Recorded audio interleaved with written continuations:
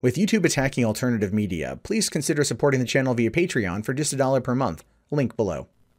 Hey, what's going on, everyone? My name is Matt Jarbo. This is the Mundane Matt channel, and oh yeah, we're going to be talking about this. Because more information came out, and hoo boy, is it salacious, right? It's not quite P-tape worthy, let's be fair, but it's definitely funny nonetheless. Now, last week, I did say that this was all an alleged incident at the time, that Trump had allegedly paid Stormy Daniels $130,000 to not speak publicly about their alleged sexual intercourse. And that being said, you had her come out and issue a statement of denial that was released through Trump's attorney, who reportedly paid her the $130,000. So that's funny. But it was also written by her or signed in her stage name, not her legal name, which is already out there. So I find that just to be a wee bit suspect. But this takes us further down the rabbit hole, and it really does call into question whether or not it's made up, whether or not this is hashtag fake news. But let's take a look here.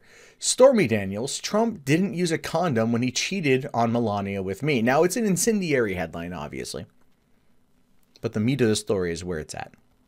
It says here, when the Wall Street Journal last reported that a former porn star had received a $130,000 payout in exchange for keeping silent about her sexual encounters with Donald Trump, the woman in question, Stephanie Clifford, aka Stormy Daniels, denied that she had any relationship with Trump at all. But according to InTouch Magazine, Daniels offered a very different story in 2011 when she went on record to discuss her experience with the now President Trump. So there are people out there that when covering this last week were thinking that she was only coming out in 2016, right before the election, in order to defame Trump, in order to hurt him before people went to the polls. Which I would say maybe to some extent is a valid argument, because she was setting up meetings or appearances with, I think, CBS or a few other outlets as well as scheduling other interviews with high-profile reporters in order to get her story out there. And then magically, poof, it ended. And now we find out that InTouch talked to her 7 years ago, 5 years after the alleged affair. Now, she says here that the sex was textbook generic. InTouch quotes Clifford as saying in 2011, I actually don't even know why I did it, but I do remember while we were having sex, I was like, please don't try to pay me. And then I remember thinking, but I bet if he did, it would be a lot. Well, hey, maybe she's clairvoyant. $130K to essentially have sex with Trump 4 times, from what I can gather, is a fair amount of money, right? Even high-priced escorts in Las Vegas don't get that kind of green. But that being said, she asks herself here, I don't even know why I did it. No, I can tell you why you did it. It's really not that difficult. Trump, well, I don't find him to be remotely attractive at all, has a way about him. He is a charmer. He's a schmoozer. He knows how to talk to women. He knows how to, I would say, gain their trust. He knows how to work them. He knows how to manipulate them. Look back at the Billy Bush tapes when he's like, I move on them like a bitch. You know what I mean? He takes them out shopping. He gives them what they want. He makes them feel safe. And ultimately, it leads towards sex. This is not an uncommon practice. This isn't Trump doing something that is so magical that it's like almost unheard of. It's like he's not a unicorn in this regard. This is what a lot of players do. This is what a lot of pickup artists do. They learn the art of social dynamics. They learn the art of manipulation. And ultimately, isn't that really kind of, to an extent, what courting is, right? You're learning what a person likes, and you're tailoring the conversation to get them to like you back. And it's one of those things. And Trump, I will completely say, is good at that. He's very, very good at that. And so it's easy to see why a 27-year-old who at the time in 2000, so a 59-year-old or so, she could have been attracted to that. It's not out of the question. I'm pretty sure she's had sex with men on screen that were about the same age. The daddy-daughter fetish in terms of porn is big. More so in 2017 maybe than before, but I don't want to get too far off track here. Another porn actor, Randy Spears, confirmed to InTouch at the time that she said it was pretty boring. Now, Randy Spears has been around for a while, so this is not some, like, this dude's like a Peter North level type male porn star, like Ron Jeremy level type male porn star. So he's been around for a while, and the porn industry, much like the entertainment industry, talk. People talk all the time. Now, Clifford says that Trump did not use a condom, and when she asked about his wife, Melania Trump, who was home with their 3-month-old son, Barron, he says, "Oh, don't worry about her," and then showed her a magazine cover featuring himself. That I actually would believe, to be honest with you. I would believe that he would sit there when asked about his wife and 3-month-old son, as he's about ready to go balls deep in a porn star, to say, don't worry about that right now. We're not here for that. And then we're here for this. And then he just shows her a magazine with himself on the cover of it. Again, leading back into the power dynamic, the social dynamic, and the way these particular situations happen to play out. So it says here, Clifford's account is generally supported by her now ex-husband, the porn actor and producer Mike Moz, and both parties passed a polygraph, according to the magazine. Now, InTouch is more of a gossip mag, so you can take a lot of this with a grain of salt, obviously. But if both parties passed a lie detector test, right? I mean, not admissible in a court of law, obviously, but it's like, if someone's going to go and say, like, I had sex with this person, I'll take a polygraph to prove it. Maybe they're telling the truth. Now, Clifford said she met Trump at a celebrity golf tournament, also attended by former VP Dan Quayle, Ray Romano, and the football player Ben, I'm not even going to try to pronounce that last name, Roethlisberger. I probably butchered it. Who says he escorted her back to her room the next night after a party at Trump's request. And the football player could not be reached for comment. Trump was introduced to everybody. He kept looking at me, and then we ended up riding to another hole in the same golf cart together. She says that later that day, Trump came to the gift lounge where she was working at a booth sponsored by her adult film company and invited her to dinner. But when she met him dressed to go out, he was waiting in his hotel room in pajama pants watching television.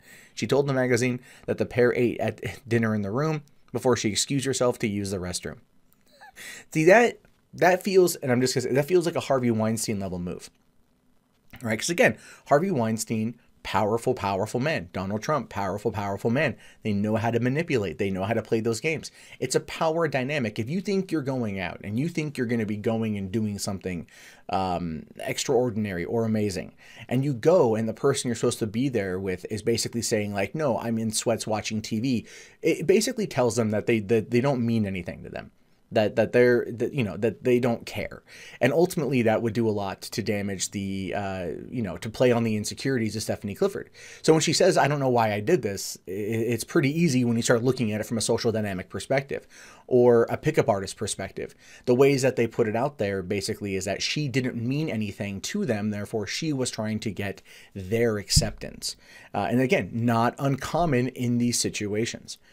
Now, she says, when I came out, he was sitting on the bed and he was like, come here. And I was like, ugh, here we go. And we started kissing.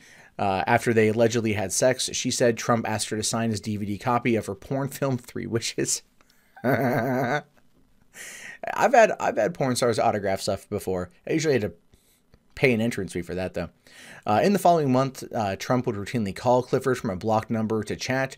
A claim that was corroborated by her ex-husband. Trump also allegedly offered to get her a spot as a contestant on The Apprentice, which he was hosting at the time, before demurring on the grounds that NBC wouldn't allow a porn actress on the family show.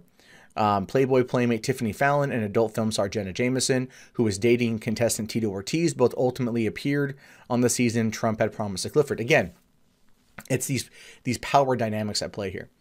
It really is. It really is. And I know you might be sitting thinking like, no. But no. It really is. There's a lot there that happens in terms of social manipulation and social dynamics and being able to work on that. And that's the one thing. Trump is really good at working a room. Right? People might come out and say he's a monster, he's horrible, he's despicable, but you get into a one-on-one room with him, like no cameras around or whatever, and he'll probably end up charming you.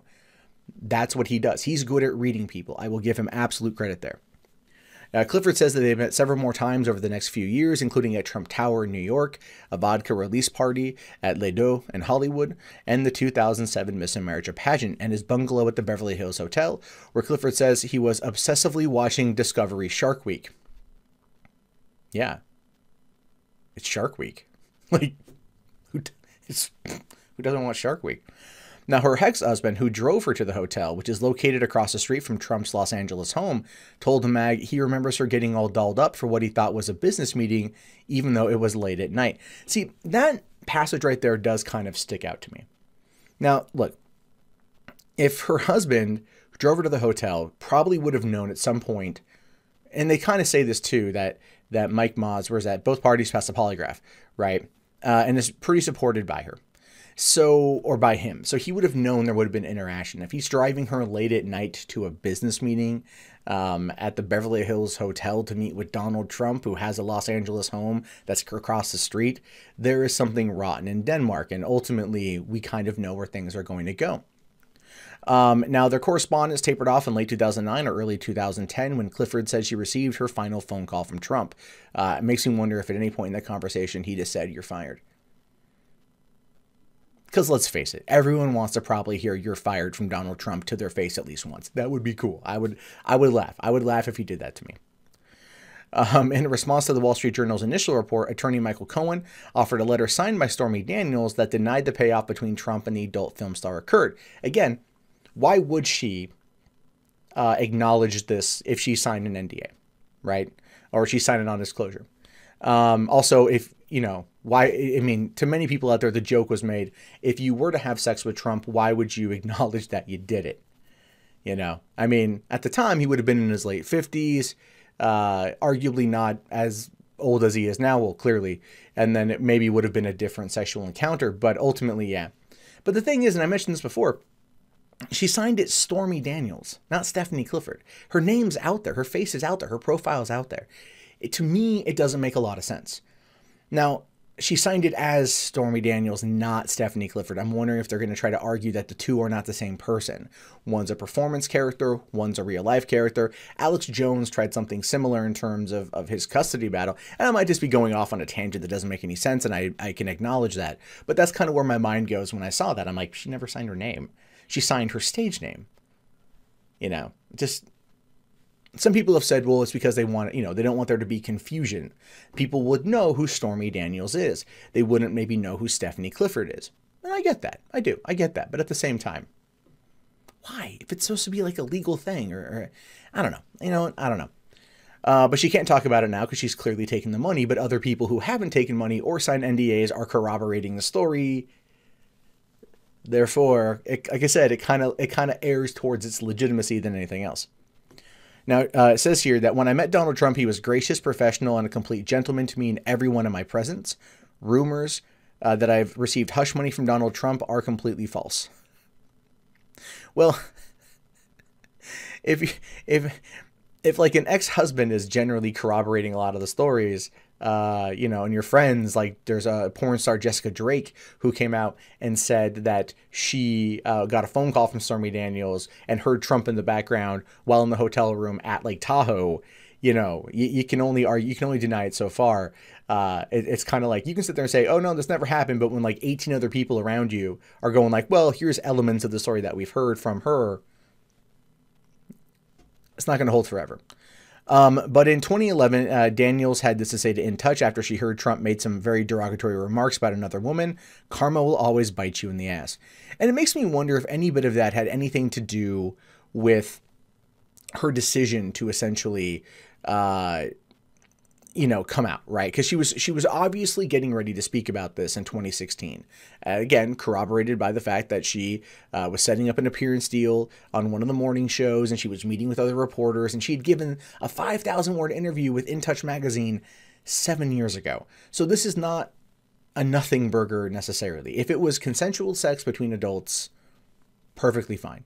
All right, Trump cheating on Melania, who just gave birth to Barron, is a scummy move. I don't care who you are. It's a scummy move. But is this enough to tank the presidency? Absolutely not. Absolutely not. Bill Clinton got a BJ in the Oval Office, was fine. Completed his terms, walked away head high. People still look back on him very fondly. So ultimately, no. This won't matter at all. But it's a salacious story that is interesting to talk about nonetheless, because I think it grants us an appearance, or a glimpse, I should say, into the life of Donald Trump, into the actions of Donald Trump, and how far he'll go to protect his image, even though ultimately he's a bit of a scumbag who's also remarkably charming. So that's where we kind of find ourselves here. And I do want to know your guys' thoughts about this. Do you think this is all a lie?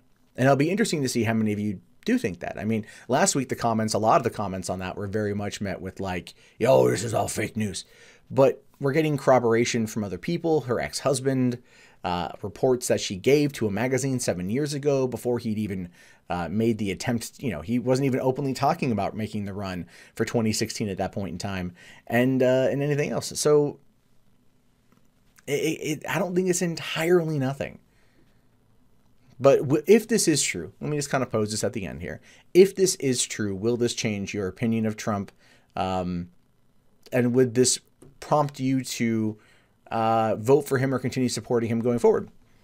I'm very curious to know. I'm curious to know about this. So let me know in the comments below. Of course, my name is Matt Jarbo. This is the Mundane Matt channel. If you guys haven't already, thumbs up the video, subscribe. If you want to support the channel, best way is your Patreon, or links below in the video description. Or if you just want to kind of like Mundane Matt and chill, you can do so right now.